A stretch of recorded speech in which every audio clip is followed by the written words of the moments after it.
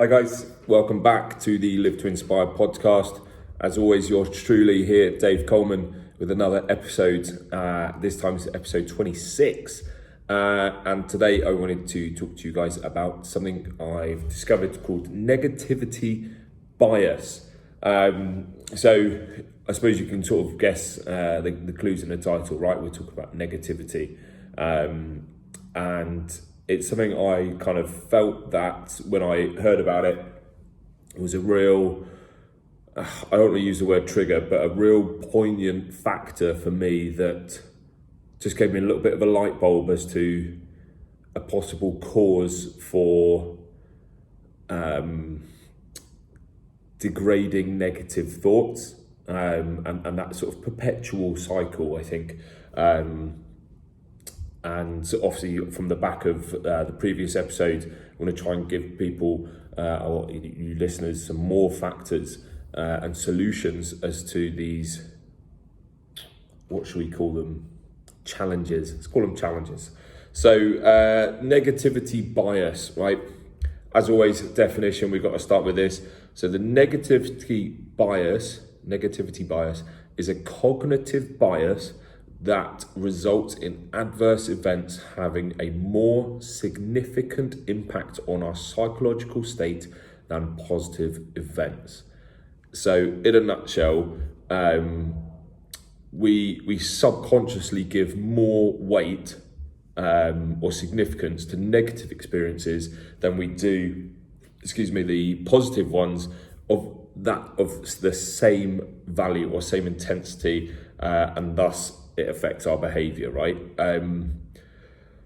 So again, a little bit more context, it can occur even when, so if you've got an adverse event or a positive event, both, let's just say at the same time, that they're of the same magnitude. However, because of the negativity bias, clue in the title, we will put more weight onto that negative event than we will the positive. Really strange. It sort of reminded me of the time when if someone asked you, tell me something you like about yourself versus tell me something you don't like about yourself. It's really easy to find things that you don't like. You can list them off, bang, bang, bang, bang, bang. Whereas if someone says, okay, tell me something you do like about yourself, it's potentially a little bit more challenging. Now, I always used to think that this was the result of like a social conformity, or is that line of sort of confidence and arrogance, like where are we on that line, on that balance, that scale? No one wants to come across as super arrogant, but then confidence is key. You know within yourself if you're good at a certain, or you have really good traits that you exude and positive vibes that you're putting out, then why wouldn't you be confident about that? But again, I suppose it depends on how people would interpret you as a person, in your delivery of saying I'm really good at X compared to I'm not so good at Y, those kind of factors. So we will always, it's habitual, right back to the caveman times, when we will always focus on that negative factor. That negative bias will always reside, and we will always place more value on it. So the question would be then, why do we place so much value, and why is the significance on negative events so much? It's a perfectly good question. So we effectively remember the negative, okay? It's because we place, it's like the fight or flight. Because of a negative event, it's associated with trauma, and it's a protective factor. So if we have that negative event and we keep revisiting it in our minds, going round and round and round, it's a protection thing that will allow us that if that event happens again, we can see it coming, and then we know we can either fight or flight from that. So it's a protective thing.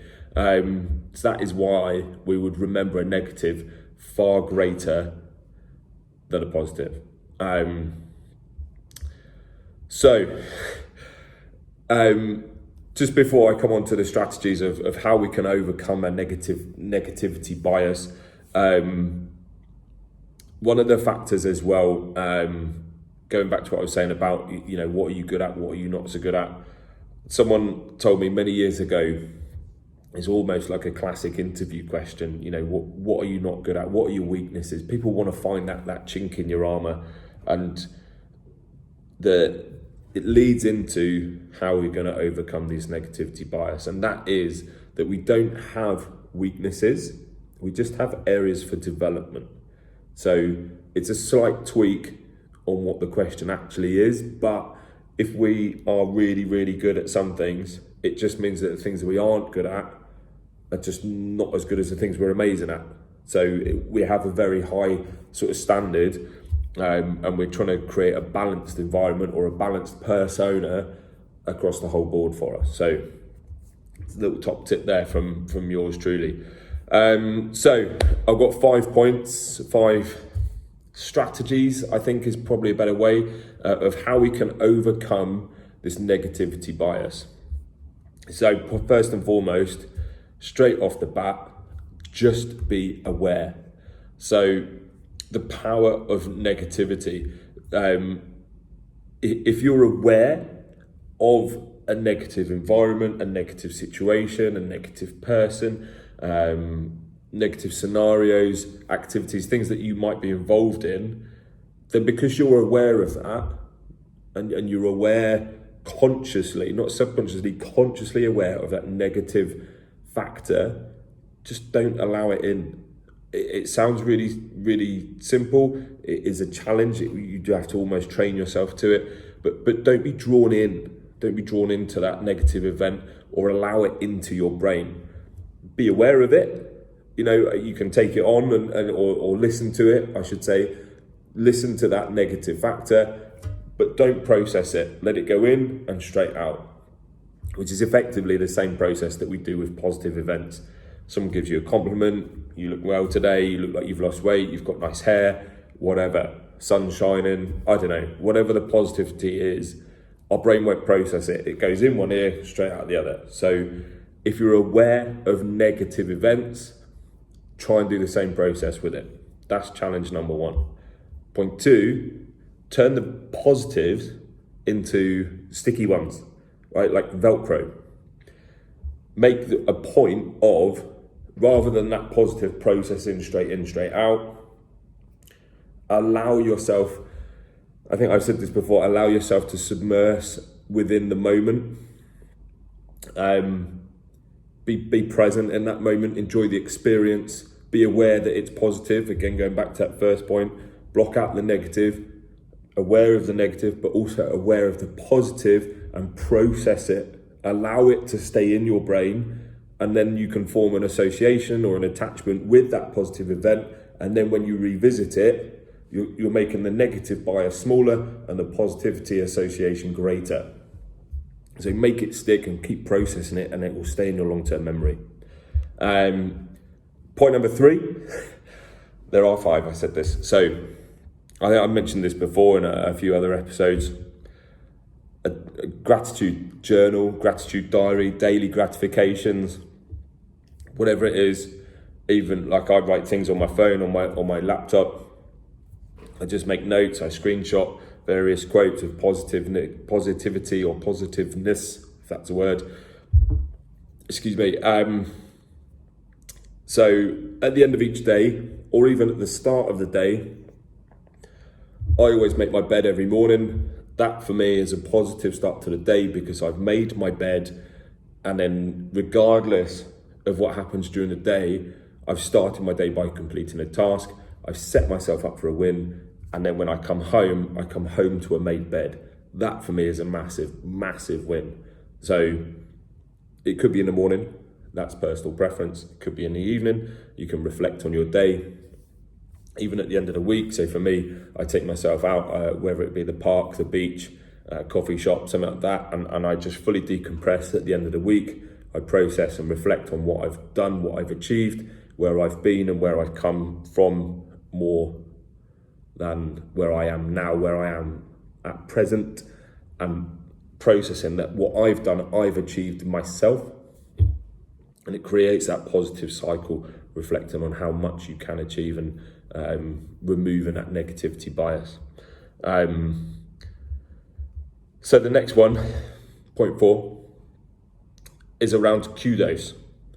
So it sounds a bit strange, and it sort of dawned on me about things like certificates and pieces of work that you've done, statements people have written about you, whatever it is.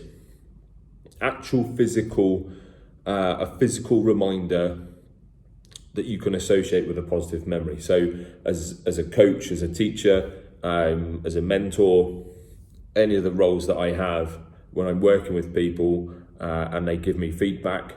So any of you guys that leave feedback for the episodes, for the podcast, that's amazing. And that is not necessarily a kudos folder, but again, I would screenshot it. I'm very grateful of it. Any things like 5-star ratings, again, that for me is kudos.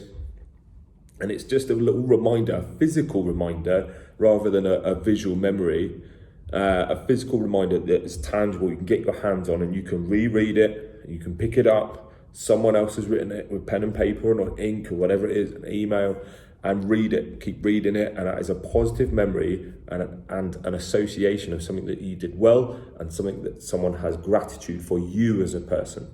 So you do have value. So find those things.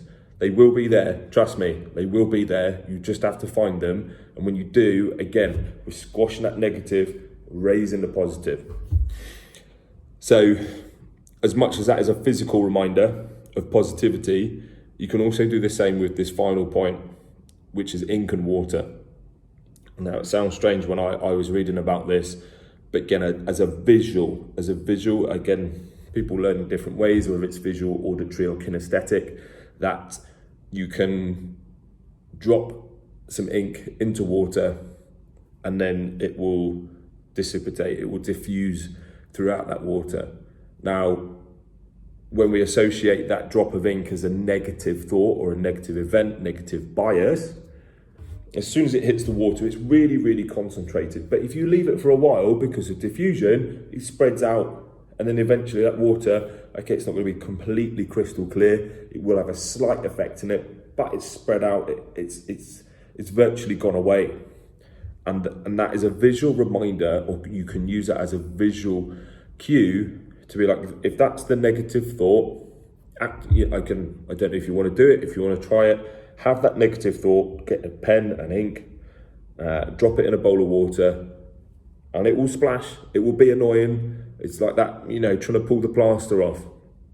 Once you pull it off and ink's gone in the water and it starts to diffuse, actually, you know what? If you apply that same logic to that negativity bias, eventually it's going to dissipate, it's going to spread out. And what is the worry? You've got an area for development. It might still be there hanging on a little bit, but it's only going to be a 1%, isn't it? So you can change that. It's a visual cue for you.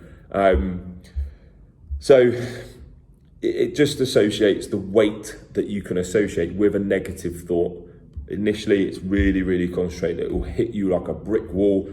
Bang, it's right there. But eventually, it diffuses, it spreads out.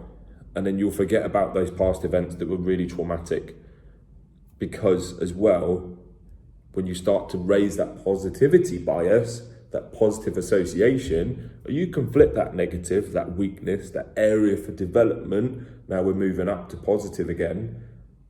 That it makes you into the person that you are today. You're better, you're stronger, you've got more resilience, you're more tenacious about things. So, like I always say, I believe in you. You should believe in yourself and be proud of where you've come from and where you're going to. Stay on the journey. Keep the dream alive. Remember,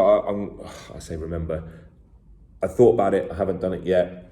I need to do an episode on goal setting and dreams. Almost alluded to it all then.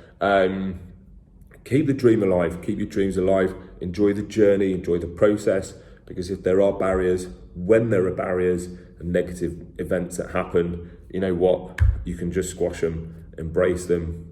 Don't let them stay in your brain and think about how far you've come. So as always, from yours truly, Dave Coleman, we will get there. if not immediately, eventually.